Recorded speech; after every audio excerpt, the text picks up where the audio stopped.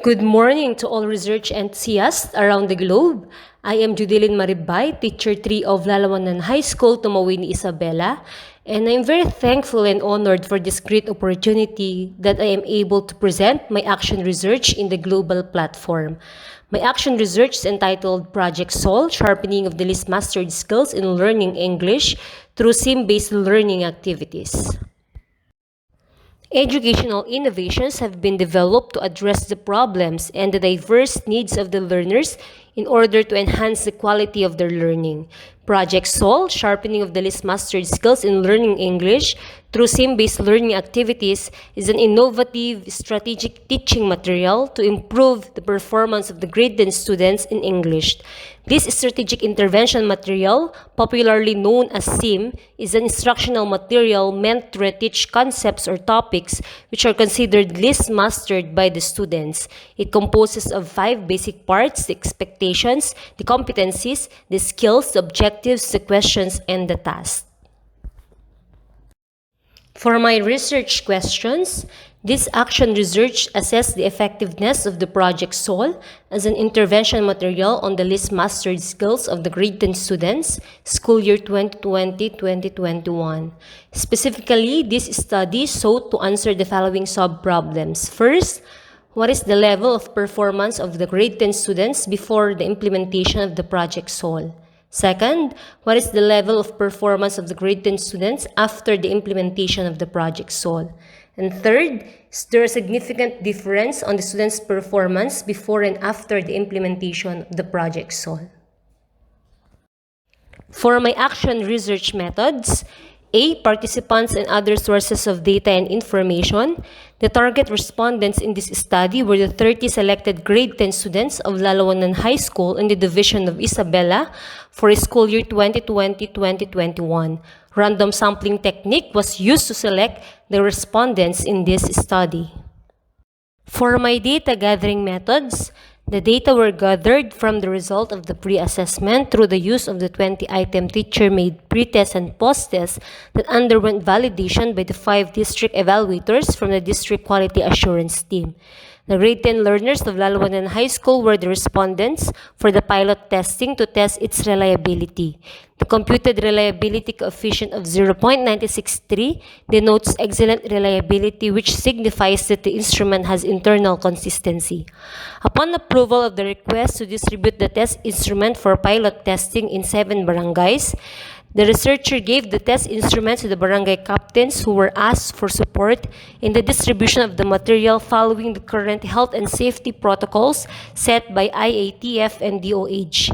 The school and the district learners resource quality assurance team evaluated the designed strategic intervention material as to language, content, and usability of the material parallel to the skills which were not mastered in the pre-assessment. Prior to the implementation of the intervention, the researcher sent a communication letter to the barangay captains to ask permission in the distribution of the strategic intervention material. After 2 weeks of implementation and monitoring via face-to-face and online, post-assessment was conducted to analyze if there is a significant difference in the performance of the students before and after the conduct of the intervention, and if the strategic intervention material is effective and help increase the performance of the grade 10 students in the least mastered competency in English.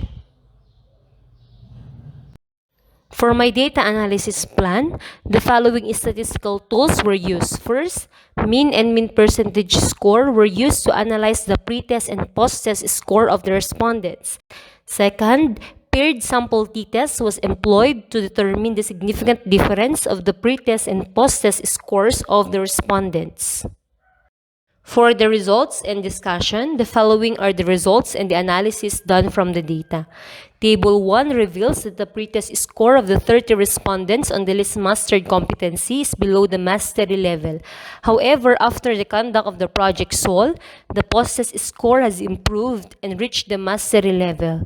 Thus, Table 1 clearly reflects that there is a remarkable increase in the mean score and mean percentage score of the respondents after the utilization of the strategic intervention material on the identified least mastered competency. This means that the performance of the students positively responds to the utilization of the strategic intervention material. This result is supported by BIT of 2020, which he stated that using SIM can elevate the instruction and students' academic performance. For my Table 2, TITA's result on finding the significant difference in the mean score of the grade 10 students before and after the implementation of the project SOL. It can be gleaned from the table that the t-value is higher than the critical level. Thus, the researcher rejected the null hypothesis, which is significant at 0.05 level.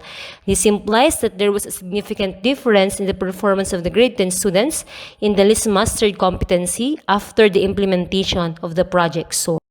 For my conclusions, based on the results and findings, the following conclusion is being taken. First, the pre-assessment result of the 30 respondents is below the mastery level before the implementation of the project SOL. Second, the post-assessment result is much higher than the baseline data and was found to be in the mastery level after the conduct of the intervention. And third, there is a significant difference on the mean scores of the learners before and after the implementation of the project SOL.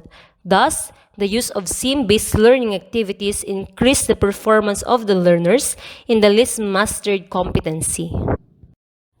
For my recommendations, based on the conclusions, the following recommendations are being forwarded. First, more SIM-based learning activities will be employed to reinforce the performance of the grade 10 students in English, specifically during the new normal in education. Second, future research enthusiasts may look into other factors that affect the English performance of the grade 10 students during the modular learning. Third, teachers may develop and design other teaching strategies to improve the English skills and ability of the grade 10 students. Fourth, the administrators must cogitate in designing curriculum that implements the use of innovative techniques and strategies using SIMs and find ways to support the program through appropriate funding. And fifth, the Department of Education should consider conducting trainings and seminar workshops intended for proper development, orientation, and the use of the strategic intervention materials among teachers. For the intervention in my study, here is the strategic intervention material that I used, titled Textual Aids in Understanding a Text, evaluated as to language, content, and usability by the school and the district learners resource quality assurance team. For my dissemination of the results and findings, upon the approval of the request to conduct LAC sessions, I communicated the result of the study to the school administrators and to the language teachers of Lalawanan High School and presented the action research and the use strategic intervention material. I also encouraged my colleagues to conduct their own researches that would be of great help to the learners. Here is the documentation during our virtual LAC session.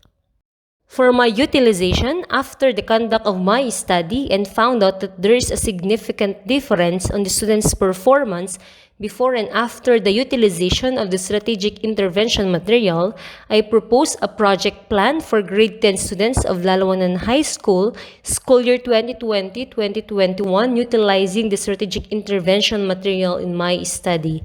Here are the approved project proposal plan and endorsement from the district and division.